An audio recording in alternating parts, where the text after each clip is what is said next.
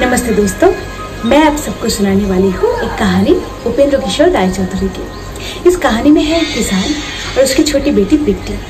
तो एक दिन बिट्टी अपने आंगन में झाड़ू लगा रही थी, तो उसने अचानक दूर से देखा उसके पापा आ रहे हैं, दौड़ते दौड़ते, भागते भागते, डरते डरते। क्या हुआ पापा? बेटी पता है, हमारे खेत में एक बहुत बड़ा सा शेर आया है और वो कहता अगर मैं हमारे बैल को उसको खाने के लिए नहीं दूंगा तो वो मुझे ही खा जाएगा। फिर आपने क्या बोला बाबा? मैंने बोला मैं घर से आपको गाय ला के दूंगा, आप कृपया हमारे बैल को मत खाइएगा। अगर आप हमारे बैल को खा लेंगे तो हम खेती कैसे करेंगे और हम भी भूखा मर जाएंगे।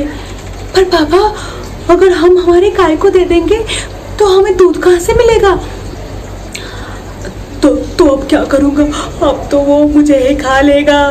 पापा, आप बिल्कुल भी परेशान मत होइए, आप जाके शेर को बोलिए आपकी बेटी बहुत सारा खाना लेकर आ रही है। पहले तो किसान को बिल्कुल भी भरोसा नहीं हुआ, फिर उसकी बेटी की बहुत समझाने के बाद वो जा पाया।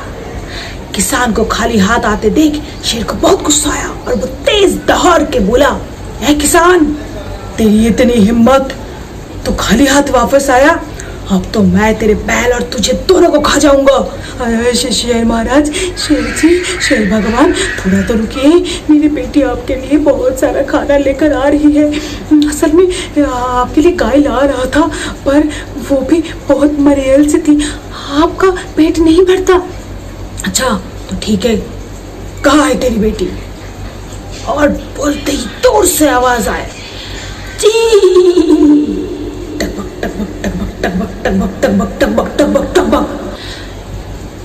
सिर पे एक बड़ा सा पगड़ बांधे घोड़े पे सवार होकर वहां पहुंची बिट्टी।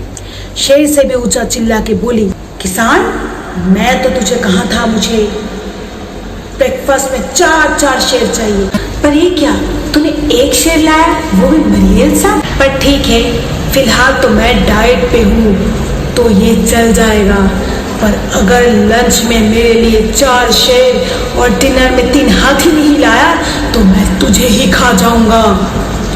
ये सुन के शेर को लगा पता नहीं ये कौन सी राक्षसी है जो शेर और हाथी खाता हो, तो वो अपनी जान बचा के दुम दबा के भागा जंगल में।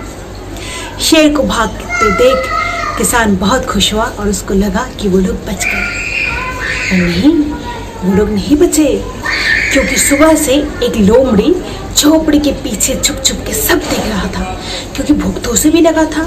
तो उसने सोचा था बैल सब खाने के बाद शेर जितना भी बचा कुचा हड्डी छोड़ देगा वो खा लेगा, पर ऐसा कुछ हुआ नहीं। तो वो गया शेर के पास। शेर महाराज, अब कहाँ से भाग के आ रहे हैं? क्या बताओ लोमड़ी, मैं तो एक बहुत ही बड़ी सी राक्षसी के पेट में जाने वाला था, बच गया।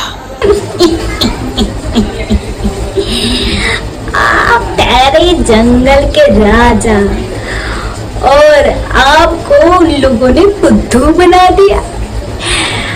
वो कोई राक्षसी नहीं थी, वो तो किसान की बेटी थी, बेटी।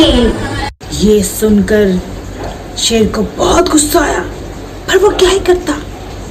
तब लोमड़ी ने कहा, चलते हैं महाराज, इस बार तो हम लोग बैल खा के ही रहेंगे, अब मतलब आपको दिला के ही रहेंगे। पर शेर एक ही शर्त पे राजी हुआ, अगर लोमड़ी अपनी पूंछ के साथ उसके पूंछ बांध ले तो। लोमड़ी को क्या, वो लोग पूंछ बांधे और वापस पहुंचे खेत पर। और खेत पे पहुंचते ही शेर ने दहाड़ मार के बोला, तेरी इतनी हिम्मत किसान, तूने मुझे उल्लू बनाया, अब तो मैं तुम सबको खा जाऊंगा। शेर को दोबारा आते देख किसान तो फिर से डरने लगा, पर बिट्टी बिल्कुल नहीं घबराई। उसने बोला, अरे लोमड़ी, मैं तो तुझे बोला था 4 शेर अपनी पूंछ में बांध के लाने के लिए, तू बस एक ही शेर लाया। अब तो मैं तुझे भी खा जाऊंगा, क्योंकि मुझे बहुत तेज भूख लगी है। ये सुन के शेर को लगा लोमड़ी ने भी उसे उल्लू बनाया, तो उसने गुस्से में यही बोल पाया, लोमड़ी मैं तो तुझे बाद में देख लूंगा, फिलहाल तो अपना जान बचाओ। और ये बोलते ही लंबे लंबे छलांग लगा के शेर जंगल की ओर भाग गया। उस दिन के बाद वो शेर कभी वापस नहीं आया। इतनी कठिनाइयों के बाद भी बिट्टी बिल्कुल भी नहीं डरी और उसने बहुत ही अक्लमंदी और समझदारी से काम लिया और अंत में जीत उसी की हुई।